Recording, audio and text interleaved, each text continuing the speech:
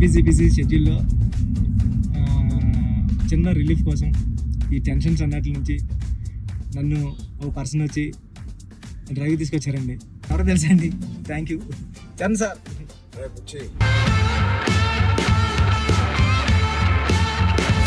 ఒకటి అడుగుతాను ఏమనుకో కదా. చెప్పండి సార్. సరే మీరు అడిగితే ఏమనుకుంటా సార్? నీ బైసెప్ మిస్ అవుతున్నా సార్. ఆ రోజు చూపి ఒకసారి. ఓజీ వైరల్ అయిపోయిందంటే నన్ను ఎవరు చూడలేదు ఆ మేకింగ్ వీడియో. చిరంజీవి గారి ముందు నువ్వు చూపించిన బైసెప్ ఓజీ పెద్ది అని కూడా అనౌన్స్ చేస్తుంది. హెల్త్ బాగుండాలి sir. Thank you sir. Sir నేను ఒక విషయం చెప్పాలి సార్. చెప్పండి సార్. నేను జిమ్ కి దిల్షునగర్లో చదువుకున్నప్పుడు ఎంబీఏ చదువుకున్నప్పటి నుంచి నేను జిమ్ కి డబ్బులు కట్టాను సార్. కానీ వెళ్ళడం రావడం ఎప్పుడు అంత సీరియస్ గా తీసుకోలేను కదా సార్. మిమ్మల్ని చూసిన తర్వాత పెద్దిలో మీ డెడికేషన్ చూసిన తర్వాత నిజంగా చెప్తున్నా సార్, మీ డెడికేషన్ చూసిన తర్వాత అరే చరణ్ సార్కి అన్నీ ఉన్నాయి సరే హెల్త్ కోసం సినిమా కోసం ఇంత కష్టపడుతున్నారు, మనకి ఏం పని ఉంది అసలు? మనం కష్టపడి రోజు ఎక్సర్సైజ్ 40 మినిట్స్ చేసుకుంటే బాగుంటుందని రీల్స్ లోని దాంట్లో చూసినప్పుడు నాకు అంత అనుకున్నాను కానీ సార్ ఎన్నో రీల్స్ సేవ్ చేశాను సార్, కానీ అంత ఇంపాక్ట్ క్రియేట్ చేయలేదు. నేను జిమ్ కోసం నేను సేవ్ చేసిన రీల్స్ చూస్తే సార్ ఆ రీల్సే నాకు తెలిసి ఒక నెక్స్ట్ జన్మ కూడా సరిపోతుంది రీల్స్ సేవ్ చేశాను సార్. కానీ మిమ్మల్ని చూసిన తర్వాత డెడికేషన్ చూసిన తర్వాత రోజు 40 మినిట్స్ చేద్దారని మాత్రం చేస్తున్నా సార్.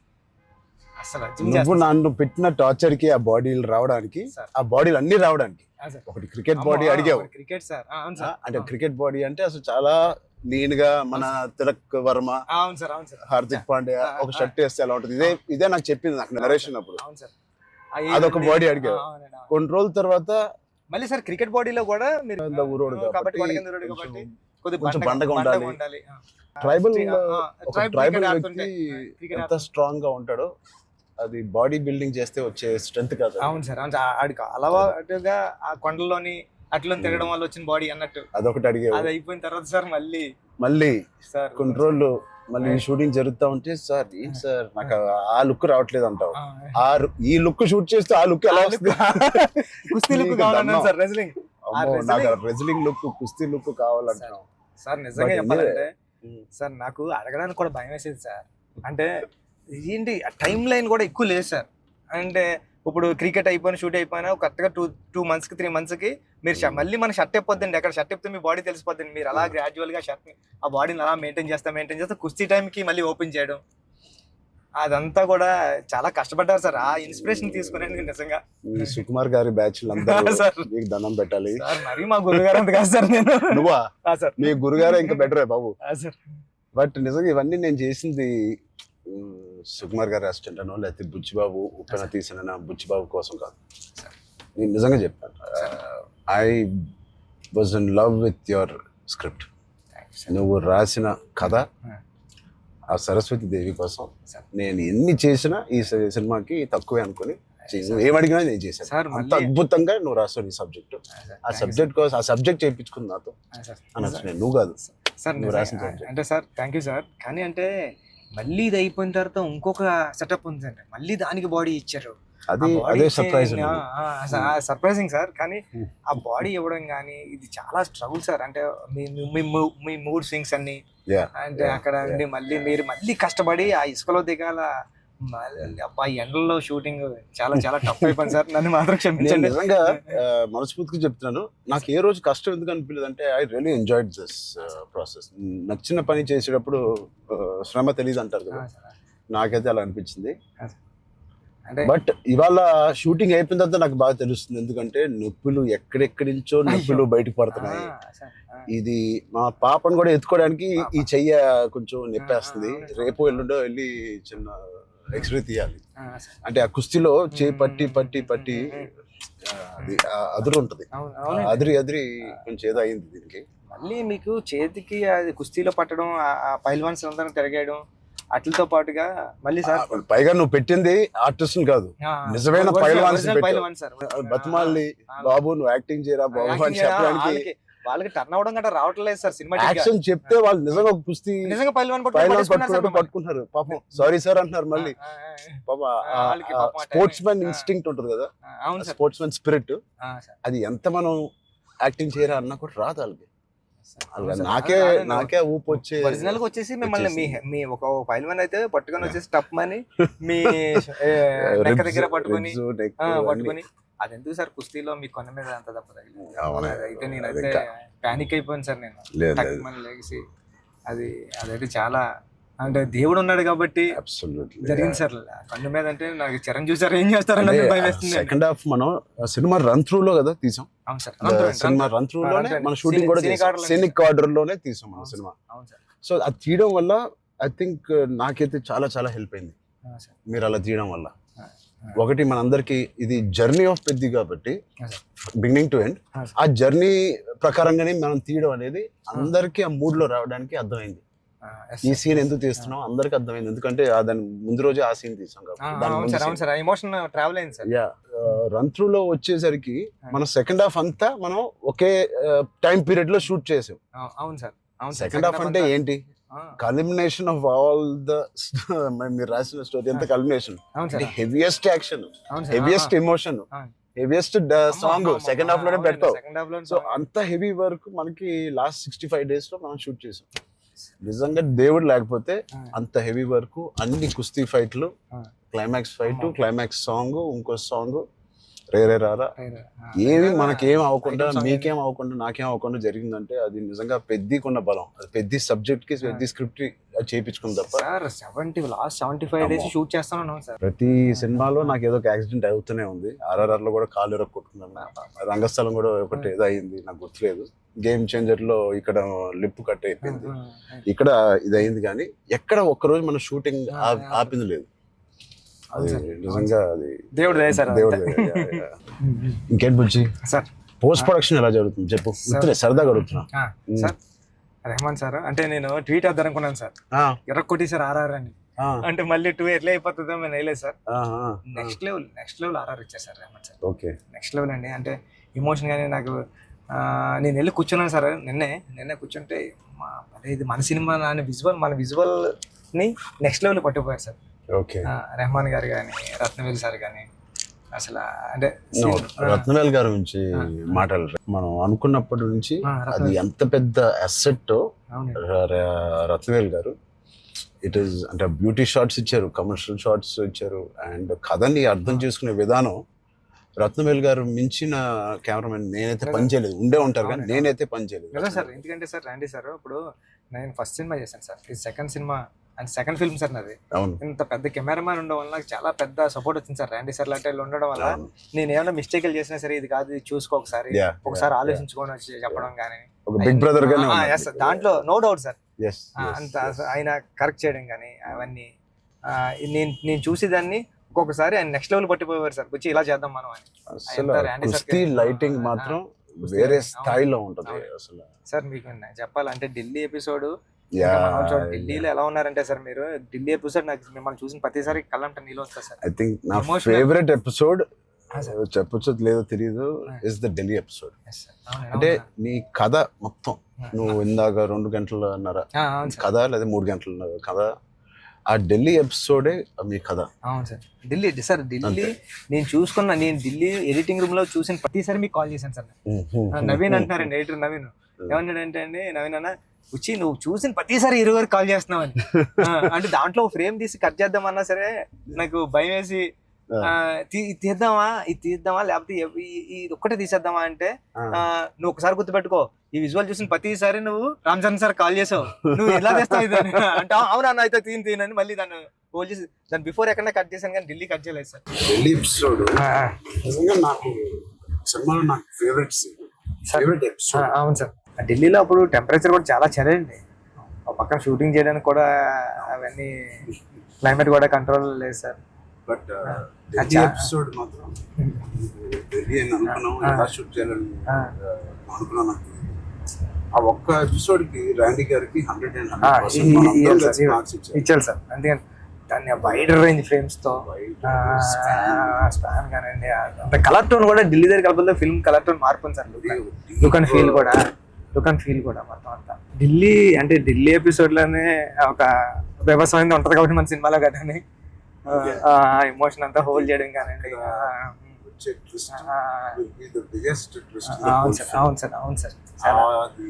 ఎలా రాసావో నాకు తెలియదు సార్. నేను పాయింట్ కన్నా సార్ ఇది ఇంటూ 100. అవును సార్. సార్ నేను అది చెప్పాలనుకున్నప్పుడు కూడా అంటే ఒక స్టార్ హీరోకి అలాంటి పాయింట్తో ఎలా వర్కౌట్ అవుతుంది అన్న థింగ్ ఉంటూ కూడా సార్ అక్కడే హీరోయిజం ఒక ఒక 50 times పెరిగిపోతుంది సార్. అలాంటి సిచ్యువేషన్లో హీరోయిజం పడిపోతుందండి. అలాంటి సిచ్యువేషన్లో ఈ కథలో అలా సెట్ అయింది సార్. హీరోయిజం నెక్స్ట్ లెవెల్కి వెళ్ళి కూర్చుంటారు సార్ అక్కడ. చాలా కన్విక్షన్ తో రాశారు. అది అందరిలో ఎక్కిపోయింది నీ కన్విక్షన్. అంటే షార్ట్ లో నువ్వు నాకు ఇంకా గుర్తు, మా ఇంటికి 3 years back వచ్చింది సార్. అవును సార్, బాగా గుర్తుంది సార్ మీకు. సార్ నువ్వు నేను సుకుమార్ గారు కూర్చుని అని డిసైడ్ చేసిన రోజు నువ్వు ఎలా చెప్పావంటే కదా 2.5 hours నాకు ఇంకా గుర్తుంది. 2 hours 40 minutes 45 minutes. అవును సార్. కింద మంచి మ్యాట్ అన్ని కిందే కూర్చుంటాను. మీరు కింద దిగిపోయారు సార్. మీరు కింద కూర్చున్నారు.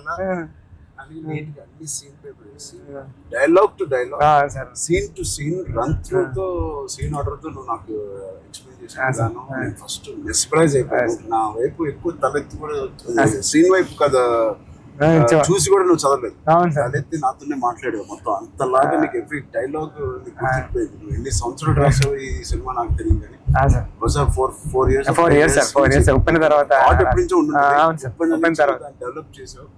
నువ్వు నరేట్ చేసిన గ్రిప్పింగ్ గా నరేట్ చేసిన విధానం కానీ నేను మెస్ప్రైజ్ అయిపోయాను. అసలు ఏ కథ చెప్తున్నాడు తర్వాత చెప్పిన విధానానికి నేను సార్. నాకు డౌట్ సార్, కథే అంటే అక్కడ రామ్ చరణ్ సార్ కాదు, బుచ్చిబాబు కాదు, అంటే కథే అంటే కథను నమ్మిన డైరెక్టర్గా నేను వచ్చాను సార్.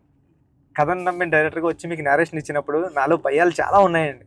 ఇలాంటి స్క్రిప్ట్ ఓకే చేయడానికి, ఇలాంటి ఎమోషనల్ డ్రామా అంటే పెద్ద అంటే యాక్షను, క్రికెట్, రెజ్లింగ్ కాదు సార్. పెద్ద అంటే ఎమోషను. నేను నేరేషన్ ఇచ్చిన ప్రతిసారి నా కళ్ళంట నీళ్ళు వచ్చాయి సార్. అరే అంటే ఏడ్ చేస్తున్నాను కాబట్టి ఏడ్ చేసిన కొన్ని సీన్లు అక్కడ చెప్పడం కూడా తోసేసేవాడి సార్. కానీ ఇలాంటి స్క్రిప్ట్ని మీరు విన్నప్పుడు మీ ఫీలింగ్ అంటే మీరు ఏమనుకున్నారు సార్? అంటే ఇలాంటి స్క్రిప్ట్ చెయ్యాలనుకున్నారా వద్దా? సుకుమార్ గారు ఇచ్చిన కాన్ఫిడెన్స్ వల్ల, సుకుమార్ గారి బ్యాచ్ వల్ల ఆయన ఎందుకో నన్ను చేయమని అడగడం ఏదో ఉంటుంది. లేకపోతే నాకు లేదు కదా ఇంకేదో ఉంది కదా అనుకునే టైంలో సడన్ గా ఇది చేసాము. మన ఇద్దరం ఎప్పటి నుంచో రంగస్థలం టైం నుంచి మనం ఇద్దరం పని చేయాలనుకున్నాం. అది ఇంత తొందరగా ఫస్ట్ సుకుమార్ గారు ఏదో ఉంటే తప్ప మనకి చెప్పారు. బట్ నాకు ఏం నచ్చిందంటే పెద్ద అనే ఫిల్మ్ లో నువ్వు అన్అడల్టరేటెడ్ గా అంటే ఏవి కమర్షియల్స్ గా ఆలోచించడం కానీ ఫ్యాన్స్ పరంగా కానీ ఏ ఉద్దేశం లేకుండా ఆ కథకి ఏది న్యాయం అదే నువ్వు రాసావు, అదే నాకు చెప్పావు. అక్కడ నీ నిజాయితీ నాకు ఫస్ట్ నచ్చింది. నా క్యారెక్టర్ లో ఉన్న నిజాయితీ నచ్చింది. పెద్దిగాడి క్యారెక్టర్ లో ఉన్న నిజాయితీ నాకు నచ్చింది. దాని తర్వాత ఏదేమైనా లైఫ్ లో ముందుకు సాగుతూ వెళ్ళాలి అనే point is the biggest point of Peddi.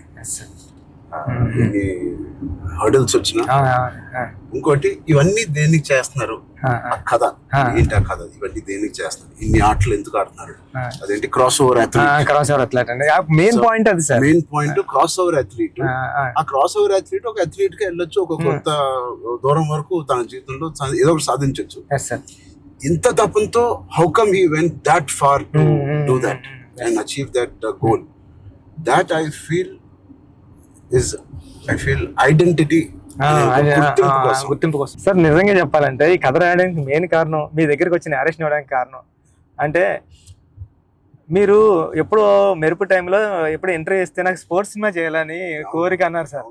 అంటే సార్ 10 రోజులు చేసిన అప్పుడున్న టెక్నాలజీ, ఆ గేమ్ తీసే టెక్నాలజీ కానీ స్పోర్ట్స్ ఏదో కుదరక అది నిజంగా ఈ రోజు నాకు నేను అనుకున్నాను సార్. ఆ రోజు చరణ్ సార్ ఒక స్పోర్ట్స్ చేయాలనుకున్నారు, ఈ రోజు నేను క్రాస్ ఓవర్ పెట్టి అని ట్రై చేశాను సార్. సార్ అంటే ఇది నిజంగా చెప్పాలంటే ఒక మాట ఉంది సార్. ఉప్పిన తర్వాత ఉప్పిన రిలీజ్ అవ్వలేదండి. కోవిడ్ టైంలో ఉప్పిన ఓటీటీకి అంటున్నారు సార్. ఓటీటీ వేసేద్దాం చాలా వరకు 1 year 12 months వరకు ఒక వెయిట్ చేశారండి. కానీ ఇంకా కోవిడ్ ఎప్పుడు వెళ్ళిపోతుందో తెలుస్తలేదు సార్. అలాంటి సిచ్యువేషన్లో మా గురువు గారు ఫోన్ చేసి, సుకుమార్ గారు ఫోన్ చేసి అడిగితే, ఎవరు ఇంకా ఏం చేయలేవరా, ఇంక మనం హోల్డ్ చేయాలంటే హోల్డ్ చేసాం, ఇంకా ఈ పాండమిక్ ఎప్పుడో తెలుస్తలేదు, మనం వేసేద్దామని అన్నారండి. ఓటీటీ వెళ్ళిపోతాం అన్న టైంలో ఇంకేం చేయాలో తెలియక సుగ్గు సార్ని అడిగాను, సార్ ఏం చేస్తే బాగుంటుంది సార్ అంటే నీ దగ్గర ఉన్న లైన్లు చెప్పరా అన్నారండి. ఈ లైన్ చెప్పాను సార్. ఈ లైన్ చెప్పినంటే సుగ్గు సార్ అన్నారండి, ఈ లైన్ అదిరిపోద్దురా చేయరా, మళ్ళీ కొత్త ఫిల్మ్ అయిపోతుంది, ఐడియా కొత్తగా ఉంది అన్నారు.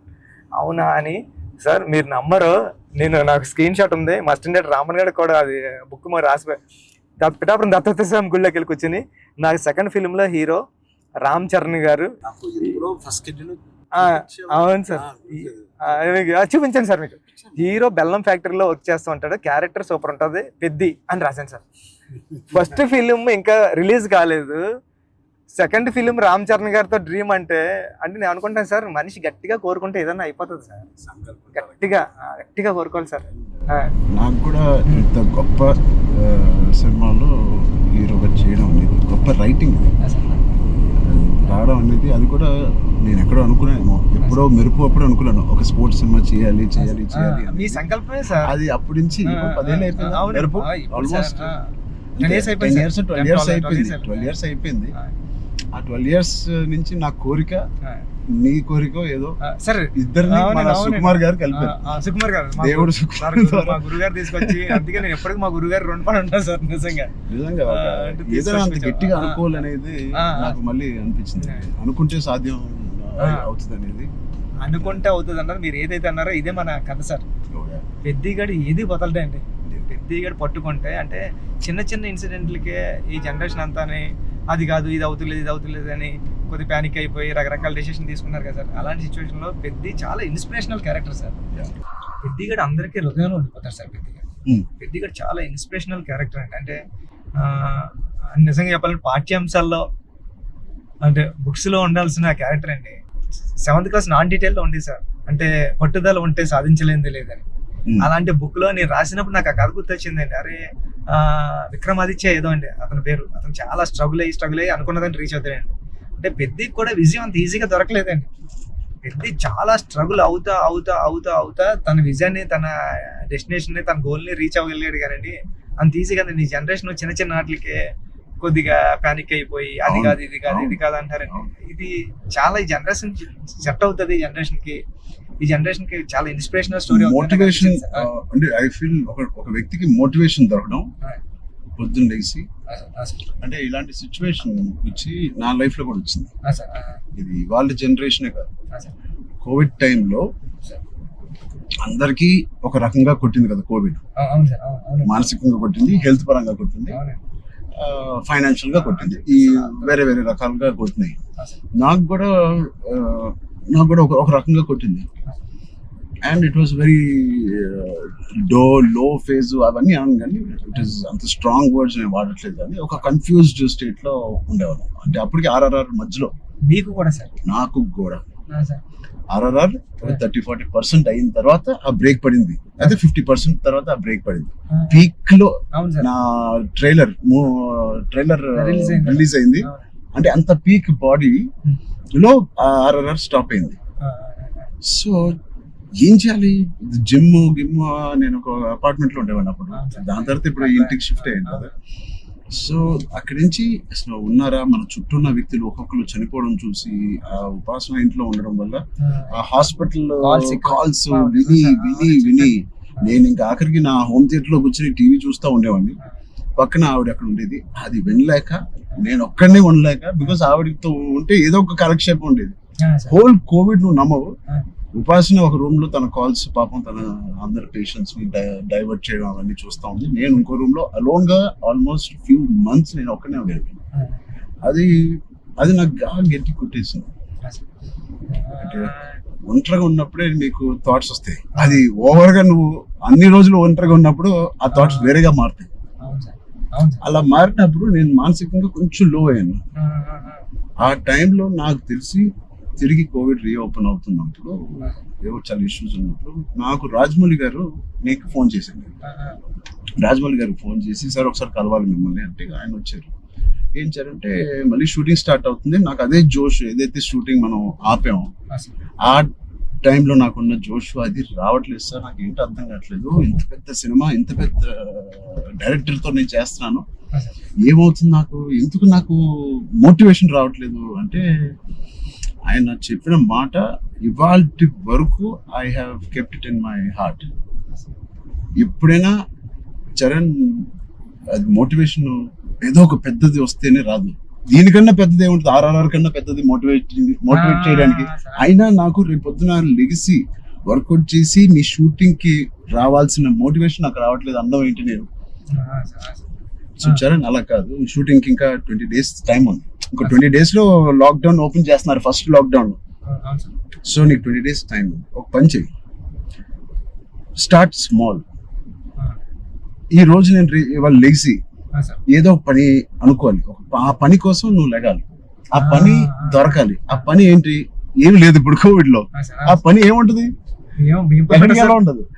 నా బెడ్రూమ్ ద బెస్ట్ బెడ్రూమ్, అంటే cleanest bedroom in Jubilee hills లాగా మార్చాలి. అంటే ఎవ్రీ కార్నర్ క్లీన్ చేసుకోవడం, అంటే అదే పని. ఇంకా ఒక పని వెతుక్కోవడం అన్నమాట, ఒక కారణం వెతుక్కోవడం ఆ రోజు లెగడానికి.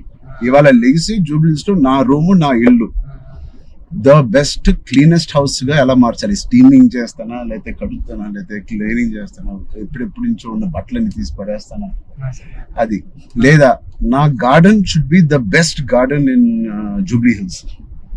ఆ ప్లాంట్స్ ని, ఆ కలుపు మొక్కలు తీసేయడం అన్ని నేను చేసి ద బెస్ట్ గార్డెన్ అని నేను నిరూపించుకోవాలి. చిన్నదైనా పెద్దదైనా క్యూట్ గా ఒక బాల్కనీలో ఉన్న అపార్ట్మెంట్ అయినా the best apartment balcony in the whole apartment గా ఎలా చేయాలి.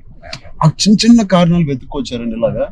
లేకపోతే నువ్వు బిల్డ్ చేసే నీ ఫామ్ హౌస్ ఏదైతే ఉందో ఆ best farm house with all your horses అన్నిటితో నువ్వు చెయ్యి, దాని మీద దృష్టి పెట్టు. సో నువ్వు పొద్దున్న లెగిసి ఓకే నేను కన్స్ట్రక్షన్ వాళ్ళతో మాట్లాడి ఫామ్ హౌస్కి వెళ్ళి ఏదో ఒక పని పెట్టుకోవాలి, మనం ఒక మోటివేషన్ పెట్టుకోవాలి మన లైఫ్ లో.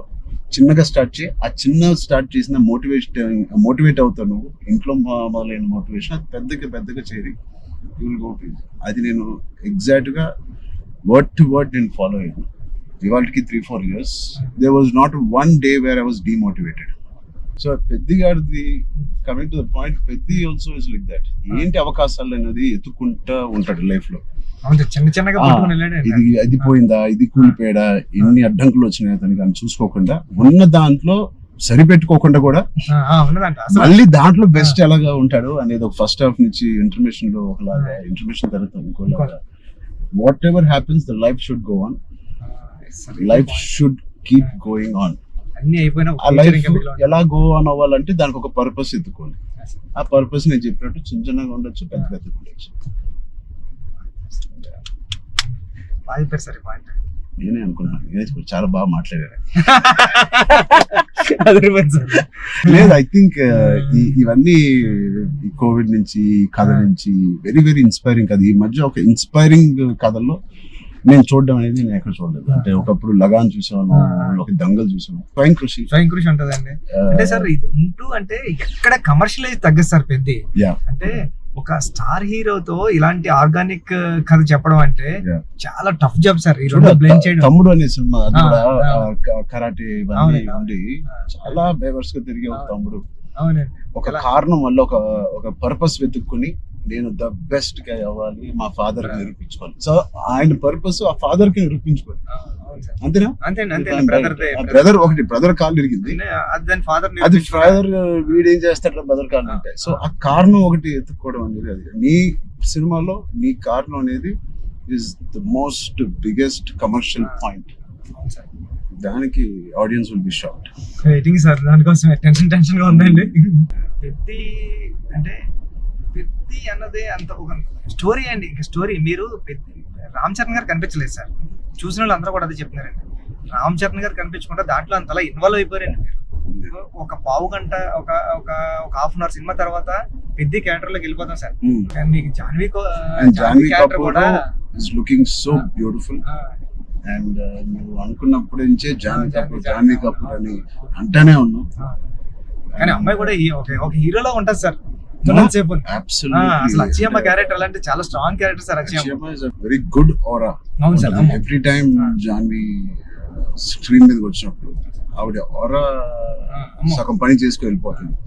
కొన్ని వాళ్ళు అమ్మకున్న ఆవిడకి స్ట్రైట్ దిగిపోయింది సార్. కొన్ని సీన్స్ లో శ్రీదేవి గారి లాగా అనిపిస్తుంది. వచ్చి సార్ సరదాగా మాట్లాడుకుందాం, అన్ని అయిపోయినాయి సార్. ఇప్పుడు నిజమైన టాపిక్ మాట్లాడదాం. సార్ చెప్పండి సార్.